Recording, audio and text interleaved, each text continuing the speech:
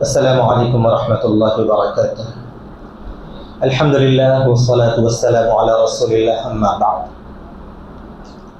الحمدللہ نماز تراویح میں آج سوا پارے کی تلاوت ہوئی اور اس میں سورہ براءت کا کچھ حصہ اور مکمل سورہ یونس اور سورہ ہود کا اکثر حصہ تلاوت کیا گیا۔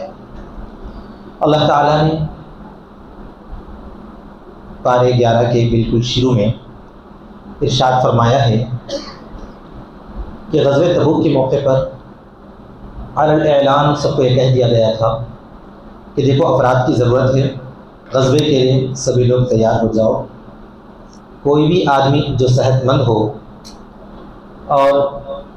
جنگ کرنا جانتا ہو، اسے اجازت نہیں ہے کہ وہ مدینہ منورہ میں رہ جائے، بلکہ نبی صلی اللہ علیہ وسلم کے ساتھ تبوک کے سفر پہ ان سب کو چلنا لازمی اور ضروری ہے۔ اللہ تعالیٰ نے اسی کے ذیل میں یہ بھی فرمایا کہ ہاں، جو لوگ ضعیف ہیں، کمزور ہیں، ان پر کوئی الزام نہیں ہے۔ جو چھوٹے بچے ہیں یا عورتیں ہیں جو جنگ کے حالات وغیرہ میں شریک نہیں ہو سکتے، ویسے لوگوں پر کوئی الزام نہیں ہوگا۔ اور نہ اسی طرح پر جن لوگوں کے پاس سامان سفر بھی مہیا نہیں ہے، اگر کسی اور جگہ سے ان کے پاس سامان پہنچ جائے، سواری کا انتظام ہو جائے تو وہ چلیں، لیکن کسی کے پاس انتظام ہی نہ ہو تو وہ بھی معذور ہیں۔ تو اسی کے ساتھ ساتھ یہ بھی فرمایا گیا کہ بہت سارے لوگ آ کر جھوٹ موٹ معذرت بھی کریں گے، پہلے ہی اطلاع دے دی گئی، اور ایسے لوگوں کے بارے میں باری تعالیٰ نے فرما دیا کہ یہ در حقیقت منافق لوگ ہیں، اور ان کا مقصد یہ ہے کہ وہ مسلمانوں کے ساتھ جانا نہیں چاہتے، چاہے عالم اسلام پر کتنی ہی بڑی مصیبت آئے، وہ لوگ چاہتے یہی ہیں کہ مسلمانوں کا اور اسلام کا نقصان ہو۔ مقصد ان کا اسلام اور مسلمانوں کی فلاح اور کامیابی نہیں ہے۔ چنانچہ نبی صلی اللہ علیہ وسلم کے سفر سے واپس آنے کے بعد ایسے بہت سارے لوگ آنے لگے اور انہوں نے جھوٹے عذر پیش کرنے لگے کہ ہمارے پاس کسی کی طبیعت ٹھیک نہیں تھی، میں بیمار تھا، یا گھر میں حالات صحیح نہیں تھے، فلاں اور فلاں۔ اللہ تعالیٰ فرماتا ہے کہ ایسے جھوٹے عذر پیش کرنے والوں کے عذر کو اے نبی آپ قبول مت کیجیے۔ ظاہری طور پر تو ان کے عذر کو قبول کر لیا گیا، لیکن حقیقتاً اللہ تبارک و تعالیٰ ان کے ان جھوٹے اعذار کو قبول نہیں فرمائے گا۔ قُل لَا تَعْتَذِرُوا، کہ تم ایسے عذر مت کرو۔ اللہ تعالیٰ نے اپنے نبی کو بتلا دیا ہے کہ تم یہ جھوٹ بول رہے ہو، قرآن مجید میں واضح طور پر فرما دیا گیا۔ ساتھ میں ان مسلمانوں کی تعریف کی گئی جو اللہ کے رسول صلی اللہ علیہ وسلم کے ساتھ دامے درمے سخنے ہر طریقے سے ساتھ رہتے ہیں اور نبی صلی اللہ علیہ وسلم کے ہر حکم کو بجا لاتے ہیں۔ چنانچہ انہی کی تعریف کرتے ہوئے فرمایا والسابقون الاولون من المہاجرین والانصار، وہ پہل نبی صلی اللہ علیہ وسلم کے ساتھ رہنے والے، یعنی ایسے صحابہ جنہوں نے اسلام میں نبی صلی اللہ علیہ وسلم کی دعوت کو قبول فرمایا اور آپ صلی اللہ علیہ وسلم کا ہر موقع پر ساتھ دیتے رہے۔ مہاجرین میں سے بھی ہیں وہ اور انصار میں سے بھی ہیں۔ یہ پہلے ایمان لانے والے لوگوں کی تعریف ہے۔ ساتھ میں فرمایا وہ لوگ جو ان کا اتباع کیے ہیں اچھے طریقے پر، یعنی بعد میں ایمان لانے والے لوگ بھی ہیں، اور بعد میں ایمان لانے والوں میں صحابہ بھی ہو سکتے ہیں، اس کے بعد کی امت بھی ہو سکتی ہے، قیامت تک آنے والی ساری امت مسلمہ ہو سکتی ہے جو حضرات صحابہ اکرام رضی اللہ تعالی عنہم جیسا جذبہ، ان کے جیسا ایمان اور ان جیسے عقائد کے ساتھ مضبوطی سے آگے بڑھتے رہیں گے اور ہمت اور جوانمردی کے ساتھ رہیں گے اور اللہ کے ہر حکم کو بجا لانے کی فکر و کوشش کریں گے۔ ان سب کی تعریف ہے۔ اللہ فرماتا ہے رضی اللہ عنہم ورضوا عنہ، کہ اللہ تعالیٰ ان سب سے خوش ہے اور اللہ تبارک و تعالیٰ کے انعامات اور عطا پر وہ لوگ بھی راضی ہیں اور خوش ہیں۔ اور اللہ تعالیٰ نے ان کے لیے ایسے باغات تیار کیے ہیں جن کے نیچے نہریں بہتی ہیں، فلاں اور فلاں، یہ تمام تعریفات کی گئی ہیں۔ پھر اللہ تعالیٰ فرماتا ہے کہ لیکن انہی کے ساتھ ساتھ بعض ایسے لوگ بھی تھے جو لوگ غزوے میں نہیں جا سکے، واقعتاً ان کے عذر موجود تھے۔ ویسے عذر پیش کرنے والے جو لوگ ہوں گے ان کے عذر اللہ تبارک و تعالیٰ ضرور قبول فرمائیں گے۔ ہاں، اگر کسی سے کچھ غلطی ہو گئی، کچھ بھول ہو گئی، تو ان غلطیوں کو بھی اللہ تبارک و تعالیٰ نے معاف کرنے کا وعدہ فرمایا ہے۔ چنانچہ اگلی آیتوں کے اندر ارشاد ہے وَعَلَى الثَّلَاثَةِ الَّذِينَ خُلِّفُوا، تو 3 ایسے افراد بھی تھے جنہوں نے غلطی کی وجہ سے شرکت نہیں کی، لیکن انہوں نے جھوٹے عذر پیش نہیں کیے۔ وہ نیک ایمان والے تھے، آج کل میں جانے کا انتظار کر رہے تھے، لیکن غفلت اور کوتاہی ایسی ہو گئی کہ وہ نبی صلی اللہ علیہ وسلم کے ساتھ سفر غزوہ کے لیے جا نہیں سکے، یہاں تک کہ آپ صلی اللہ علیہ وسلم غزوہ تبوک سے واپس تشریف لائے، اور ان حضرات نے بھی آ کر جو ہے نبی صلی اللہ علیہ وسلم کے سامنے معافی چاہی، اور جب آپ صلی اللہ علیہ وسلم نے پوچھا کہ تم کیوں نہیں آئے تو انہوں نے کوئی عذر نہیں پیش کیا، انہوں نے کہا کہ بس ہماری غفلت اور کوتاہی تھی۔ اللہ کے رسول صلی اللہ علیہ وسلم نے ان حضرات سے اپنا چہرے مبارک موڑ لیا اور فرمایا کہ اللہ تعالیٰ ہی تمہارے بارے میں اب فیصلہ کرے گا۔ پھر بعد میں اللہ تبارک و تعالیٰ نے ان کی توبہ کی قبولیت کا پروانہ نازل فرمایا، قرآن مجید کی آیتیں نازل فرمائی، اور فرمایا کہ اللہ تعالیٰ نے ان کی توبہ کو قبول فرمایا ہے۔ تھوڑا بہت ان پر عتاب ہوا، تھوڑا بہت جو ہے ان کے ساتھ ناراضگی کا اظہار کیا گیا، آپ صلی اللہ علیہ وسلم نے تقریباً 40 دن تک ان کا مقاطعہ رکھا، صحابہ سے بھی فرمایا کہ ان سے کوئی گفتگو بات چیت نہ کی جائے تاکہ دوسروں کو بھی اس کا احساس ہو، لیکن اللہ تعالیٰ نے تعریف فرمائی ہے کہ یہ سچے لوگ ہیں، انہوں نے جھوٹی بات نہیں کہی، تو اللہ تعالیٰ نے ان کی توبہ کو قبول فرمایا اور سارے مسلمانوں کو یہ پیغام دیا، یا ایھا الذین آمنوا اتقوا اللہ وکونوا مع الصادقین، اے ایمان والو اللہ سے ڈرو اور سچوں کے ساتھ رہو۔ ان حضرات نے سچ کہا، اگرچہ کہ ان پر تھوڑا سا عتاب ہوا، اگرچہ کہ جو ہے ان کو تھوڑی سزا دنیا میں بھی ملی، لیکن چونکہ یہ سچے لوگ ہیں اسی وجہ سے اللہ تعالیٰ نے ان سے رضامندی اور خوشی کا اظہار فرمایا اور ان کے واقعے کو قرآن مجید میں ذکر کر دیا گیا۔ اس سے معلوم ہوتا ہے کہ سچ بہرحال بہت ہی زیادہ اہمیت والا ہے، چاہے اس میں بظاہر اپنا تھوڑا بہت نقصان محسوس ہوتا ہو، لیکن سچی بات کو یا سچ حق کو اگر کوئی آدمی پکڑا رہے گا تو نتیجتاً اس کے لیے وہ مفید رہے گا اور بہتر ہی رہے گا۔ اسی سورے میں اللہ تبارک و تعالیٰ نے خاص طور پر جو ہے ایسے منافقین کا بھی ذکر فرمایا کہ جنہوں نے مسجد کے نام سے ایک گھر بنایا اور نبی صلی اللہ علیہ وسلم سے آ کر درخواست کی کہ ہم نے ایک مسجد بنائی ہے، آپ آئیں اور اس میں نماز پڑھیں تاکہ ہم اس کو اپنی عبادت گاہ کے لیے مقرر کر دیں اور نمازیں ادا کرتے رہیں۔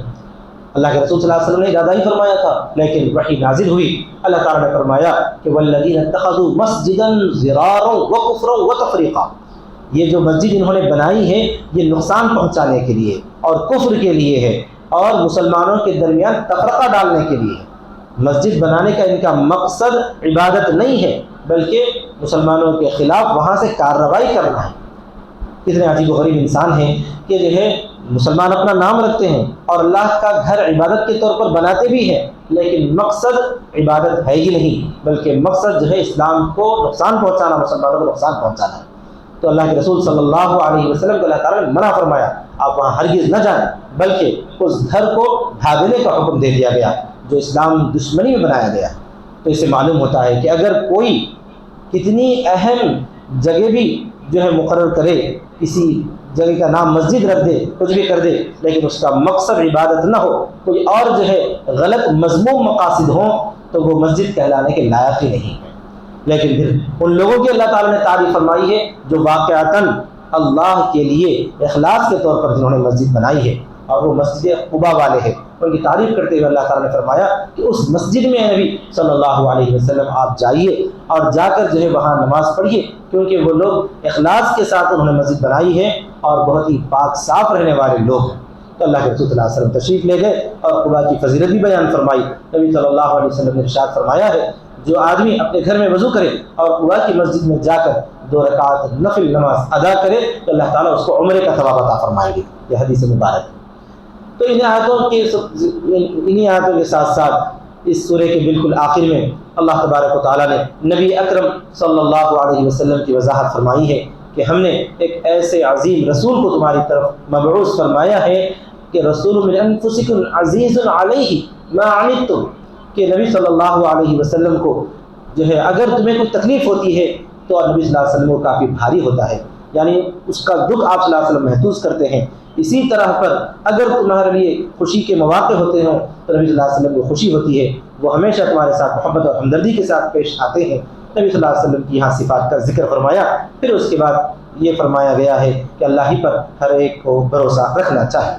پھر اس کے بعد سورہ یونس ہے۔ سورہ یونس میں اللہ تبارک و تعالیٰ نے توحید، رسالت اور آخرت کے مضامین بیان فرمائے ہیں، اور خاص طور پر واقعات کے ذریعے ہمیں نصیحت کی گئی ہے کہ مسلمانوں کو چاہیے کہ ان واقعات سے سبق حاصل کریں۔ خاص طور پر فرعون کا ذکر کیا گیا ہے کہ حضرت موسیٰ علیہ السلام کو اس کی طرف بھیجا گیا تھا، مبعوث کیا گیا تھا۔ موسیٰ علیہ السلام نے اس کو کافی سمجھایا، منایا، ہر طریقے سے معجزات کے ذریعے، اور اللہ تبارک و تعالیٰ نے کچھ آزمائشوں وغیرہ کے ذریعے بھی تنبیہ کی، لیکن وہ مانا نہیں، ٹس سے مس نہیں ہوا۔ ہر موقع پر کہتا تھا کہ آزمائش ختم ہو جائے تو پھر میں مان لوں گا، ایمان لے آؤں گا، لیکن نہیں مانتا تھا۔ یہ سلسلہ چلتا رہا، یہاں تک کہ آخر میں اللہ تبارک و تعالیٰ نے اسے سمندر میں غرق کر دیا، ڈبو دیا۔ اس موقع پر اس نے کہا تھا کہ میں جو ہے ایمان لاتا ہوں اس رب پر جو بنی اسرائیل کا معبود ہے، جس پر موسیٰ ایمان لائے ہیں۔ تو اللہ تعالیٰ نے جواب میں گویا کہ فرما دیا کہ الآن وقد عصیت قبل وکنت من المفسدین، کیا اب ایمان لائے گا؟ اب سے پہلے تک تو تو بالکل نافرمان تھا، تیرا یہ موت کے وقت کا ایمان قابل قبول نہیں ہے۔ چنانچہ فیصلہ بھی اللہ تعالیٰ نے یہی سنا دیا ہے کہ کوئی آدمی اگر وہ جو ہے مر رہا ہے، مرتے مرتے ایمان کا نام بھی وہ لے لے گا جو کہ اب تک کفر کی حالت میں رہا، تو اس کا وہ ایمان قابل قبول نہیں ہوگا۔ حدیث شریف میں اس کی صراحت بھی ہے کہ بندے کی توبہ اسی وقت تک قابل قبول ہوگی جب تک کہ اس کو غرغرے کی کیفیت نہ آئے، یعنی سکرات موت سے پہلے ہی جو کچھ وہ توبہ کرے گا، جو کچھ وہ ایمان لائے گا، وہ قابل قبول ہوگا۔ تو سب کو یہ پیغام دیا گیا، تنبیہ کی گئی کہ آدمی اپنی زندگی کا کوئی بھروسہ نہ سمجھے کہ میری زندگی اتنے سال رہے گی، بلکہ جتنا جلد اسے ہو سکے وہ ہمیشہ اللہ تبارک و تعالیٰ کی طرف لوٹتا رہے، رجوع ہوتا رہے، توبہ کرتا رہے، اپنے سابقہ گناہوں کی معافی مانگتا رہے۔ کیا پتہ کہ کسی بھی وقت موت کا فرشتہ اس کے پاس آ جائے اور اس کی جان لے کر چلا جائے۔ اس سے پہلے ہی ہر ایک کو چاہیے کہ وہ توبہ پر ہی اپنی زندگی گزارتا رہے، ہمیشہ اللہ تبارک و تعالیٰ کی طرف لوٹ کر توبہ اور استغفار کرتا رہے۔ اسی کے ساتھ ساتھ حضرت یونس علیہ السلام کا بھی ذکر آیا ہے کہ یونس علیہ السلام اپنی قوم سے چلے گئے تھے، قوم کو انہوں نے سمجھایا تھا، منایا تھا، قوم کے لوگوں نے نہیں مانا تو وہ چلے گئے، لیکن ایک چوک ان سے ہو گئی تھی کہ انہوں نے اللہ کے حکم کا انتظار نہیں کیا تھا۔ بعد میں اللہ تبارک و تعالیٰ نے اس پر جو عتاب فرمایا تھوڑا سا، پھر اس کے بعد یونس علیہ السلام کو مچھلی کے پیٹ میں بھیجایا گیا، پھر وہاں سے نکالا گیا۔ قوم کے لوگ جو ہے متنبہ ہوئے اور وہ ایمان لے آ چکے تھے۔ اللہ تعالیٰ نے اسی کا ذکر کرتے ہوئے فرمایا کہ مختلف علاقوں میں انبیاء علیہ السلام مبعوث ہوئے ہیں، پہنچائے گئے ہیں۔ اکثر قوموں نے جو ہے اپنے نبی کا انکار کیا۔ یونس علیہ السلام کی قوم کا معاملہ سب سے الگ رہا کہ انہوں نے جب دیکھا کہ ہمارے نبی نظر نہیں آ رہے ہیں تو پورے کے پورے ایک ساتھ توبہ کی طرف رجوع کیے، اور جو ہے اللہ تبارک تعالیٰ نے ان کی توبہ کو قبول فرمایا۔ چونکہ عذاب ابھی پہنچا نہیں تھا، عذاب کے آنے سے پہلے ہی انہوں نے توبہ کی اور اللہ کی طرف لوٹے تو اللہ تعالیٰ نے ان کی توبہ کو قبول فرمایا۔ اس کا ذکر اللہ تعالیٰ نے بھی ارشاد فرمایا ہے۔ پھر اس کے بعد ہے سورہ ہود۔ سورہ ہود میں مختلف انبیاء کا تذکرہ آیا ہے، اور نبیوں کے تذکرے کے ساتھ ساتھ اللہ تبارک و تعالیٰ نے امت مسلمہ کو یہ تنبیہ کی ہے کہ جب قوم کے لوگوں نے اپنے نبی کا انکار کیا تو اللہ تبارک و تعالیٰ نے انہیں موقع دیا، ڈھیل دی، اس کے بعد وہ لوگ بالکل ہی نہ مانے تو انہیں ہلاک کر دیا گیا مختلف عذابات کے ذریعے۔ سورہ ہود کے بارے میں ہی رسول اکرم صلی اللہ علیہ وسلم نے ارشاد فرمایا ہے کہ شیبتنی ہود واخواتھا، کہ سورہ ہود اور اس جیسی دیگر صورتوں نے میرے اندر بڑھاپے کے آثار ظاہر کر دیے ہیں۔ یعنی آپ صلی اللہ علیہ وسلم کی کچھ بال مبارک جو ہے سفید ہونا شروع ہو گئے تھے، تو آپ صلی اللہ علیہ وسلم نے اپنی اس حالت کو بطور فکر کے بیان فرمایا کہ سورہ ہود میں جو نبیوں کے جو واقعات ہیں، قوموں کی بربادی کے، ہلاکت کے اور عذاب آنے کے جو واقعات ہیں، انہی واقعات کی فکر نے میرے اندر اس طرح کے حالات بنا دیے ہیں کہ میرے اندر بڑھاپے کے آثار نمودار ہو گئے ہیں۔ تو بہرحال سورہ ہود میں جہاں تک آج پڑھا گیا ہے اس میں حضرت نوح علیہ السلام کا واقعہ بڑے ہی دکھ اور درد بھرے انداز سے بیان کیا گیا ہے کہ حضرت نوح علیہ السلام کو اللہ تبارک و تعالیٰ نے اس زمانے میں اپنی قوم کے پاس بھیجا تھا، اور وہ پہلے نبی ہیں جن کی طرف جو ہے سب وحی آئی اور مشرکین کو جن سے واسطہ پڑا ہے۔ اس سے پہلے حضرت آدم علیہ السلام تھے، اور بعض روایات کے مطابق عیسیٰ علیہ السلام بھی تھے، تو ان کو مشرکین سے واسطہ نہیں پڑا تھا۔ مشرکین سے جن کو واسطہ پڑا ہے وہ سب سے پہلے نبی حضرت نوح علیہ السلام ہیں۔ نوح علیہ السلام نے توحید کا پیغام دیا، سمجھاتے رہے برس ہا برس تک، بلکہ قرآن مجید کی صراحت کے مطابق 950 سال تک جو ہے انہوں نے اپنے قوم کے اندر دین کی تبلیغ کی اور دعوت کا فریضہ انجام دیتے رہے، مگر صرف تھوڑے لوگ ہی ایمان لائے۔ پھر بعد میں اللہ تبارک و تعالیٰ نے حضرت نوح علیہ السلام کو حکم فرمایا کہ آپ جو ہے ایک کشتی بنائیں، وَاصْنَعِ الْفُلْكَ، اور ہماری نگرانی میں وہ کشتی بنائیں۔ نوح علیہ السلام کشتی بنانے لگے، قوم کے لوگوں نے دیکھا تو مذاق اڑانے لگے، کیونکہ وہاں پر کوئی دریا سمندر نہیں تھا۔ انہوں نے کہا کہ کشتی کہاں چلے گی، کیا جو ہے پہاڑوں پہ دوڑے گی، اس طرح جو ہے وہ لوگ مذاق اڑانے لگے۔ لیکن حضرت نوح علیہ السلام اپنے انداز سے کشتی بناتے رہے اور فرماتے رہے کہ ان تسخروا منا فإنا نسخر منکم، اگر تم ہمارا مذاق اڑاتے ہو ایک وقت آئے گا کہ ہم بھی تمہارا مذاق اڑائیں گے، یعنی یہ کہ آخرت اور قیامت کی طرف انہوں نے توجہ دلائی۔ پھر اس کے بعد یہ ہوا کہ اللہ تعالیٰ کا عذاب طوفان کی شکل میں آیا، ایسا طوفان کہ جو ہے پورے کا پورا علاقہ بلکہ پوری سرزمین اس طوفان کے زد میں آ گئی۔ اگر کوئی بچ گیا تو وہ وہی تھا جو کشتی کے اندر سوار ہوا تھا۔ اللہ تعالیٰ نے حضرت نوح علیہ السلام کو ارشاد فرمایا کہ جو لوگ ایمان والے ہیں ان کو سوار کرائیں، اسی کے ساتھ ساتھ ہر جاندار کا ایک جوڑا بھی اس میں جو کشتی میں سوار کرانے کا حکم دیا گیا تھا۔ اس وقت میں ایک واقعہ یہ بھی پیش آیا کہ حضرت نوح علیہ السلام کا جو بیٹا تھا وہ اسلام نہیں لایا تھا۔ حضرت نوح علیہ السلام نے اسے فرمایا کہ بیٹے اسلام لے آ اور کشتی میں سوار ہو جا۔ اس نے کہا کہ سآوی الی جبل یعصمنی من الماء، میں جو ہے پہاڑ کی پناہ لوں گا، وہ مجھے پانی سے بچا لے گا۔ حضرت نوح علیہ السلام نے فرمایا کہ لا عاصم اليوم من امر اللہ الا من رحم، دیکھو آج کے دن اللہ کے عذاب سے، اللہ کے فیصلے سے کوئی بچانے والا نہیں سوائے وہی جس پر اللہ رحم کرے، وہی بچ سکتا ہے۔ لیکن وہ جو ہے مانا نہیں تھا، اور کشتی میں داخلہ تو ایمان کے بعد ہی قابل قبول ہو سکتا تھا۔ بہرحال اسی دوران موج درمیان میں حائل ہو گئی اور جو ہے دونوں کا رابطہ ختم ہو گیا۔ اس کے بعد حضرت نوح علیہ السلام کو کافی دکھ ہوا۔ ظاہر سی بات ہے کوئی بیٹے کو جو ہے اس طرح تکلیف میں دیکھ نہیں سکتا، برداشت نہیں کر سکتا۔ نوح علیہ السلام نے فرمایا، اللہ تعالیٰ سے انہوں نے درخواست کی کہ پروردگار میرا بیٹا دنیاوی اعتبار سے تو ہلاک ہوا ہے، لیکن میں آپ سے دعا کرتا ہوں کہ اسے آپ معاف فرمائیں۔ اللہ تعالیٰ نے منع فرمایا کہ نوح یہ درخواست جہالت والی ہے، ایسی درخواست کرنے سے میں آپ کو نصیحت کرتا ہوں آپ ایسی درخواست نہ کریں۔ حضرت نوح علیہ السلام نے اس درخواست کو واپس کر لیا، یعنی کہ فرمایا اے پروردگار میں ایسی درخواست نہیں کروں گا۔ اللہ تعالیٰ نے فرمایا کہ دیکھو آپ کا بیٹا جو ہے کفر پر مرا ہے، اور جو کفر پر مرا ہے اس کے لیے استغفار کرنے کی آپ کو اجازت نہیں۔ چنانچہ یہ بھی فرمایا گیا ہے کہ کوئی بھی آدمی جو بھی کفر پر مر جاتا ہے، چاہے وہ کتنا ہی قریبی رشتہ دار کیوں نہ ہو، چاہے وہ کسی کا بیٹا کیوں نہ ہو، کسی کے والد کیوں نہ ہو، انہیں جو ہے مغفرت کرنے کی درخواست اللہ تعالیٰ سے کرنے کی اجازت نہیں ہے۔ مسلمان کے لیے جس حالت میں جو موت آتی ہے، اسلام کی حالت میں اگر کسی کو موت آتی ہے ہم جانتے ہیں تو ہم ضرور اس کے لیے مغفرت کریں گے، چاہے وہ کتنا ہی بڑا گنہگار کیوں نہ ہو۔ اللہ تعالیٰ نے ارشاد بھی فرمایا کہ وما کان استغفار ابراہیم لابیہ، کہ حضرت ابراہیم علیہ السلام نے بھی اپنے ابا کے لیے جو ہے مغفرت کی دعا مانگی تھی، لیکن انہیں معلوم نہیں تھا کہ وہ کفر میں مرے ہیں، کیونکہ ابراہیم علیہ السلام ہجرت کر کے چلے گئے تھے۔